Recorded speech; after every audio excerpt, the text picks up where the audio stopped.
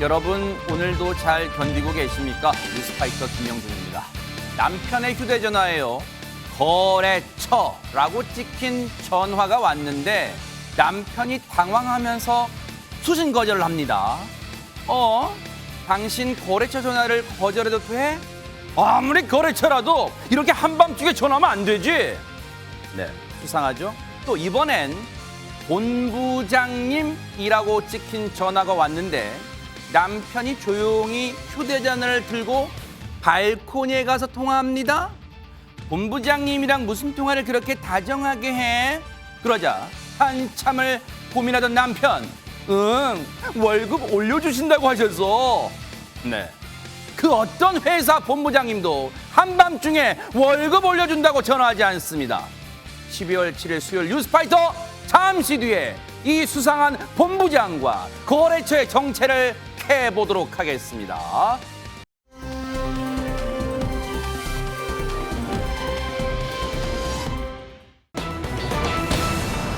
야, 요즘 집집마다 이거 하시는 분 많더라고요. 철이니만큼 전혜연 평론가님, 이거의 계절이 다가왔어요. 그렇습니다. 김장의 계절이 다가오긴 하는데 문제는 이 소리 먼저 앵커님 한번 맞춰보세요. 뭘까요? 쿵! 쿵쿵쿵. 심장 뛰는 소리? 아닙니다. 뭘까요? 그럼 끼끼끼끼끼끼 심장이 끌리는 소리? 아니에요. 이거 김장할 때 네. 아랫집에선 이런 소리가 들린다는 겁니다. 어머. 최근에 한 프로그램에 50대 여성이 제보를 했는데요. 네. 새벽부터 윗집에서 이게 끼끼끼 뭔가 끄는 소리, 쿵쿵 발소리, 뭔가 물건이 떨어지는 소리가 어머. 계속 들린다는 겁니다. 네. 그렇다 보니까 도저히 참을 수가 없어 처음에는 TV를 크게 틀어놓으면 좀 덜 들리겠지라고 했는데 오후까지 계속 소리가 들려서 결국은 관리실에도 연락을 하면서 내가 이런 고통을 겪고 있다고 하소연을 했다는 거죠. 아이고, 아니 근데 저렇게 심할 정도면 손정희 변호사님 정중하게 윗집 가서 똑똑 또는 초인이 눌러서 죄송한데 조금 조용히 해주시면 안 될까요? 뭐 이렇게 말할 수 있잖아요.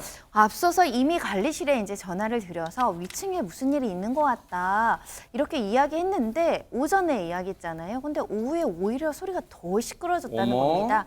그래서 관리소에 이야기해도 개선이 안 되니 직접 올라갔더니 야.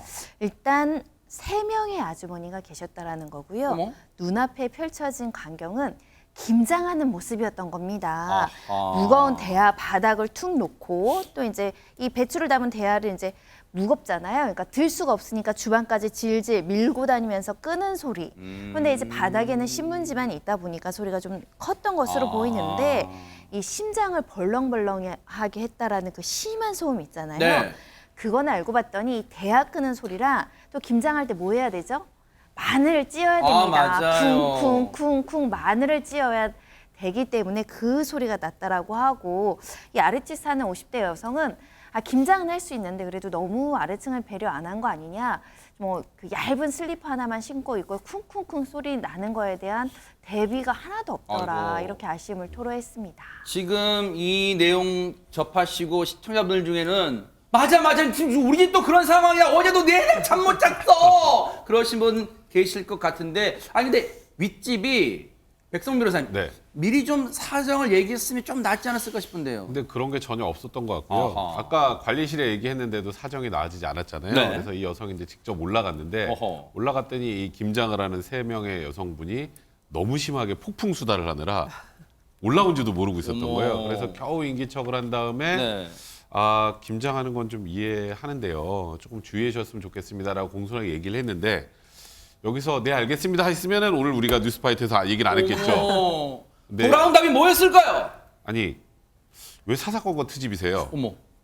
매번 밀어넣고 그렇게 예민하면 아파트 말고 저 단독주택 가서 사세요. 어머. 이러면서 오히려 큰 소리를 치고 아랫집 이 50대 여성을 예민한 사람을 몰아서 결국 한바탕 서로 욕이 오가면서 싸워서 어머. 아파트 관리소장까지 출동하게 됩니다. 결국 윗집과 아랫집에 긴장되는 그 선이 무너지고 말았어요. 세상에 배종찬 소장님. 네. 그러니까 이게 해결되면 좋은데 우리도 층간 소음 관련된 실태 조사 참 많이 합니다. 이제 설문 조사도 하고 직접 이제 관련되는 사람들이 이제 그런 조사들을 하게 되는데 해결이 안 돼요. 그래서 우리가 생각할 때는 관리소에 말하면 좀 해결되지 않겠냐.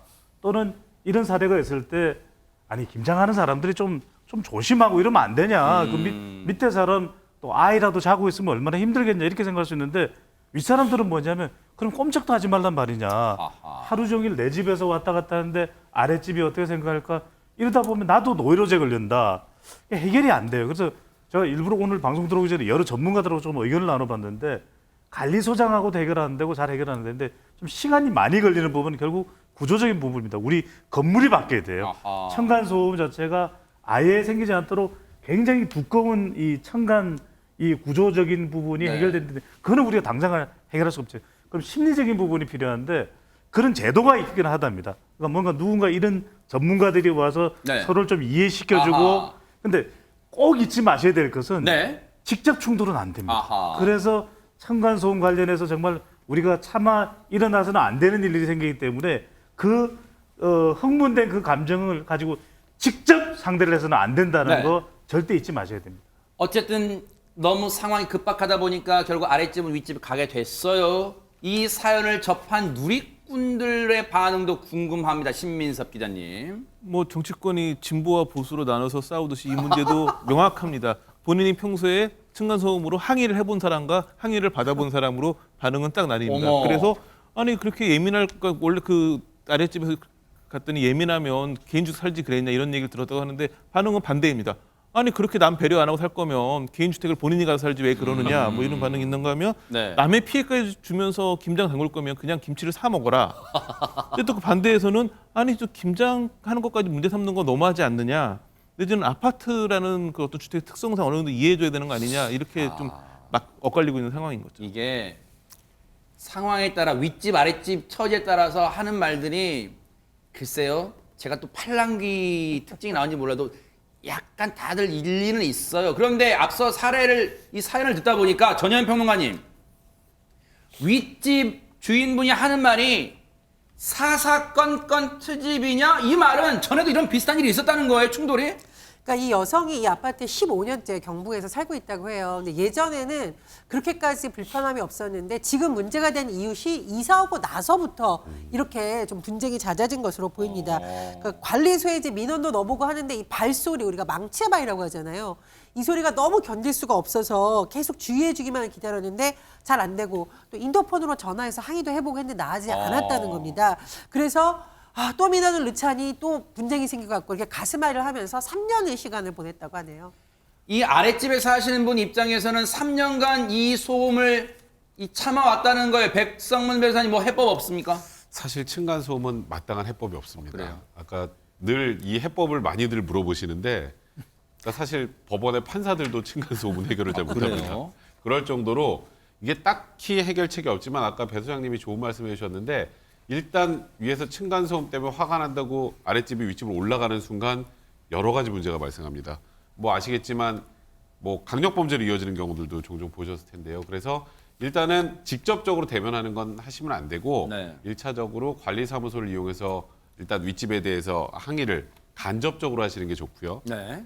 일단은 제일 중요한 건 서로 간의 배려입니다. 네. 위에서 지금 김장하실 때 우리 오늘부터 몇 시까지 며칠까지 몇 시부터 몇 시 때 김장하니까 좀 이해해 주세요라고 얘기를 해주면 밑에 집에서 그걸 못 참으면 좀 어디 앞에 카페라도 좀 가 있을 수 있잖아요. 이제 이런 부분들을 서로 요청하고 서로 네. 알려주고 조금씩 참고 배려하는 것만이 층간소음 그 상황을 조금씩이라도 해결해 나갈 수 있을 것 같습니다. 그러니까요. 백성 변호사님이 정답을 말씀하신 것 같아요. 배려. 서로 이 대화나 배려로 풀어야지 이걸 법적인 문제까지 끌고 들이면 정말 돌아올 수 없는 강 윗집 아랫집 사이에 그렇게 건너게 될 것 같아요. 그런 파국은 막아야 되지 않을까 이런 생각을 해봅니다.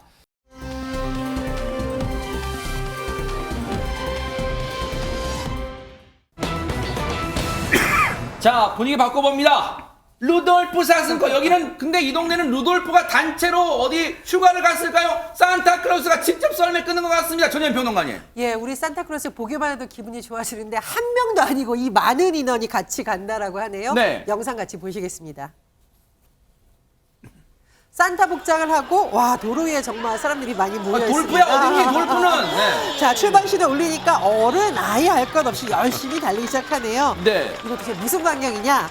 바로 독일에서요. 네. 크리스마스를 앞두고 산타크로스 마라톤 대회가 열렸다고 하는데 아. 올해는 1000명 1000명 정도가 참가해서 열기가 후끈 달아올랐다고 합니다. 야, 근데 모두가 산타클로스 복장을 입고 달려요. 참 아이디어가 좋은 것 같아요, 배종찬 소장님. 그렇습니다. 이게 네. 산타 복장을 한 사람이면 누구나 가능합니다. 야, 그래서 이제 하프 마라톤 대회니까 이게 이딱 12월이다, 크리스마스가 다가왔다, 이걸 확 느낄 수 있는 그런 그러네요. 행사거든요. 네. 그러니까 그래서 이제 독일의 브란덴부르크에 갈 기회가 있다면 꼭 한번 하고 싶네요. 그러니까요. 네. 여기 참가한 가족, 친구, 연인에겐 참 잊지 못할 소중한 추억 될 것 같아요. 얘기 들어보시고 이어가 보도록 하겠습니다. Das Ganze ist durch zwei Freunde aus dem Laufclub entstanden vor circa 14 Jahren. Und es ging darum, dass man einen Lauf im Winter machen wollte und einen etwas anderen Lauf als eine normale Laufveranstaltung. Es sollte ein Familienlauf sein und etwas Besonderes. Und somit ist ein kostümierter Nikolauslauf entstanden. Ja, ich laufe den Nikolauslauf mit, weil es ja einfach eine super nette Atmosphäre hier in Michendorf ist. Ein lustiger Lauf, weil alle verkleidet sind, lauter rote Läufer um einen herum. Sieht einfach wunderschön aus. 그래요. 저분들 덕분에 연말 앞두고 기분 좋아졌습니다.